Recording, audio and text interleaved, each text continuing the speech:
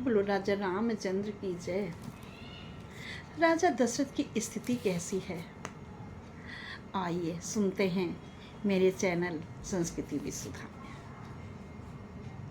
मित्रों, राजा दशरथ इस प्रकार शिथिल हो गए हैं जैसे कि किसी सिंह ने हिरण पर आक्रमण कर दिया हो और वह पृथ्वी पर पड़ा झटपटा रहा हो। यही स्थिति है अवधेश की।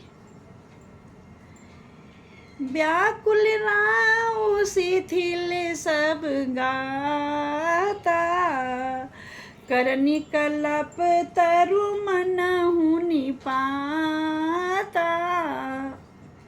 कंठ सूख मुख आव न बानी, जनु पाठीनु दीन बिनु पानी, पुण्य कह कटु कठोर कह के,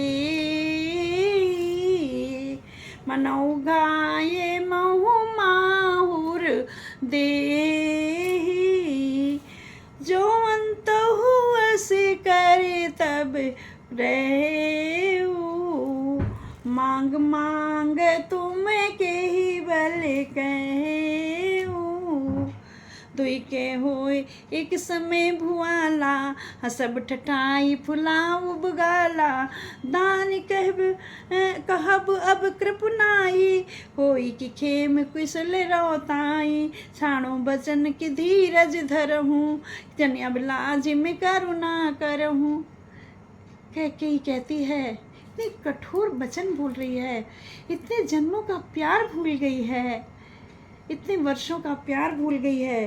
कहती है कि कठोर वचन बोली, इतने कठोर वचन बोली कि जैसे घाव में जहर भर रही हो।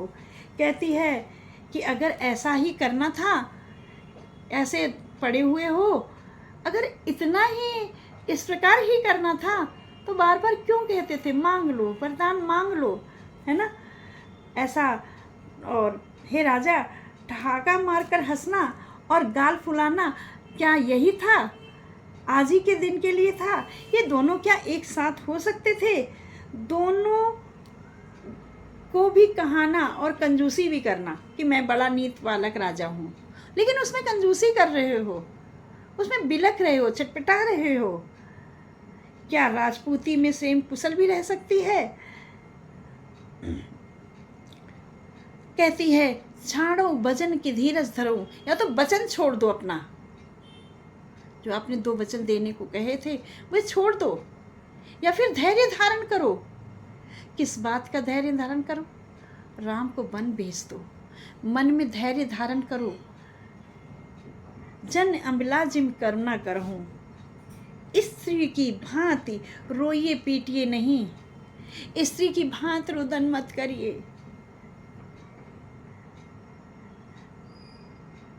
तनुतिय तने धाम धन धरनी, सत्य स कहूँ सत्य संद कहूँ तृण संवरनी। सत्यव्रत के लिए शरीर, स्त्री, पुत्र, घर, धन, पृथ्वी सब तिनके के बराबर कहे गए हैं। जो सत्यव्रती होता है, अर्थात सत्य के धर्म का या सत्य के व्रत का पालन करता है, उसे सब कुछ छोड़ना पड़ता है। कैकेयी कहती है राजा दशरथ से, उसे अपना राज्य, शरीर, स्त्री, पुत्र, घर सब कुछ छोड़ना पड़ता है। राजा दशरथ बार बार तड़प से जा रहे हैं, उठकर चलने को होते हैं, गिर पड़ते हैं, फिर उठते हैं, फिर गिर पड़ते हैं। मरम बचन सुनि राउ कहे, कहु कछु दोष न तोर, लागे तो ही पिशाच जिम काल कहावत मोर।